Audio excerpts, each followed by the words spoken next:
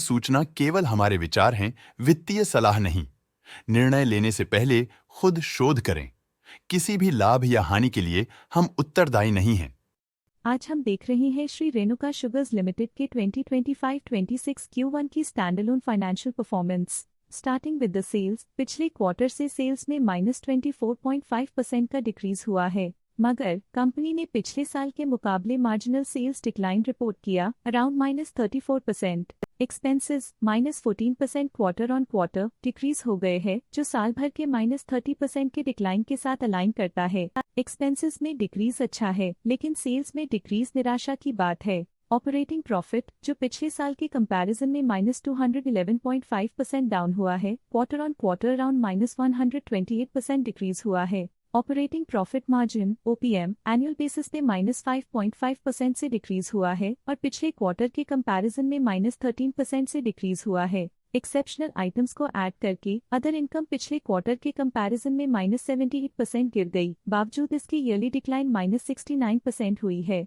Interest expenses पिछले quarter से 1% up हुआ, लेकिन ईयर ओवर ईयर डिक्रीज -9.5% हुआ है। डिप्रिशिएशन कॉस्ट में 3% का क्लाइम देखने को मिला और ईयरली बेसिस पे 5% का इंक्रीज देखा गया। Profit before tax annually -97% decrease हुआ, लेकिन प्रोसीडिंग क्वार्टर से -544.5% डिक्रीज हुआ है। इस साल कंपनी ने -9% टैक्स पे किया और क्वार्टरली कंपनी ने -26.5% टैक्स पे किया है। नेट प्रॉफिट ने ईयर ऑन ईयर -59% का डिक्लाइन दिखाया, लेकिन लास्ट क्वार्टर से -495.5% का कंट्रैक्शन हुआ है। इस क्वार्टर के दौरान कंपनी का परफॉर्मेंस इतना अच्छा नहीं रहा।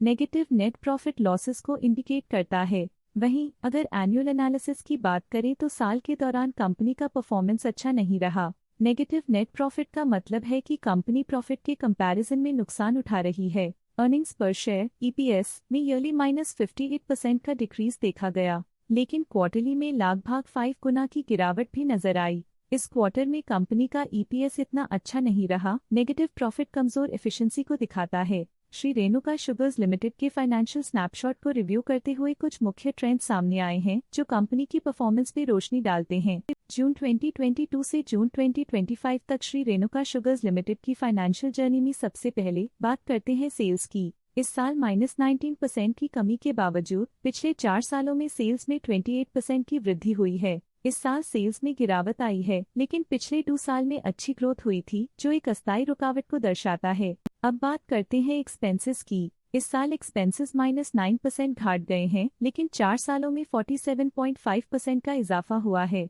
इस साल हालांकि एक्सपेंसेस सेल्स से थोड़ा ज्यादा बढ़े हैं, मगर ग्रोथ रेट्स का करीब होना स्टेडी ऑपरेशनल कॉस्ट को दर्शाता है। चैलेंजेस से गुजरते हुए ऑपरेटिंग प्रॉफिट ने इस साल -232% की डाउनटर्न देखी, जो एक ट्रेंड को कंटिन्यू करता है। पिछले 4 सालों में -237.5% की डिक्लाइन के साथ एक वृद्धि के बाद पिछले 2 सालों से ऑपरेटिंग प्रॉफिट गिर रहा है, जो कुशलता बनाए रखने में चैलेंजेस को दर्शाता है। इस साल नेट प्रॉफिट में 43% की वृद्धि के साथ पिछले 4 सालों में -241% की गिरावट हुई है। लगातार 2 सालों तक प्रॉफिट में कमी के बाद इस साल नेट प्रॉफिट में हुए इजाफे ने एक टर्नअराउंड का संकेत दिया है, जो स्ट्रेटेजिक रीअलाइनमेंट्स का असर हो सकता है। इस साल EPS में 34% की वृद्धि हुई, हालांकि पिछले 4 सालों में -265% की गिरावट देखी गई है। लगातार 2 साल की गिरावट के बाद इस साल EPS में वृद्धि प्रॉफिटेबिलिटी में रिकवरी के शुरुआती साइंस देती है। चलिए अब बात करते हैं शेयर होल्डिंग पैटर्न की। श्री रेणुका शुगर्स की शेयर होल्डिंग रिपोर्ट्स कुछ इस प्रकार की हैं, जो अननोन 2025 के तक चलता है।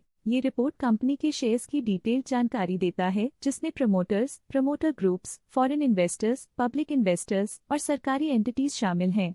पब्लिक द्वारा हेल्ड शेयर्स का परसेंटेज 23.91% से इंक्रीज होकर 2025 के में 23.99% तक का इंक्रीज से देखा गया। ये चेंजेस डेट है कि पब्लिक की इन्वेस्टमेंट कंपनी में क्वार्टर टू क्वार्टर इंक्रीज हुई है। जब कंपनी के शेयर्स का अधिकतम हिस्सा प्रमोटर्स, FII, DII या गवर्नमेंट के पास होता है, तब ये माना जाता है कि कंपनी मजबूत हाथों में है, जो स्थिरता और मजबूत समर्थन को दर्शाता है और इस मार्केट की स्थिरता बनी रहती है। DII डोमेस्टिक इंस्टीट्यूशनल इन्वेस्टर्स ने अपना शेयर होल्डिंग 2025 में 10.15% से 2025 में 10.16% तक इंक्रीज किया। ये बताता है कि डोमेस्टिक इंस्टीट्यूशंस ने कंपनी में अपना इंटरेस्ट 0.01% तक इंक्रीज किया है।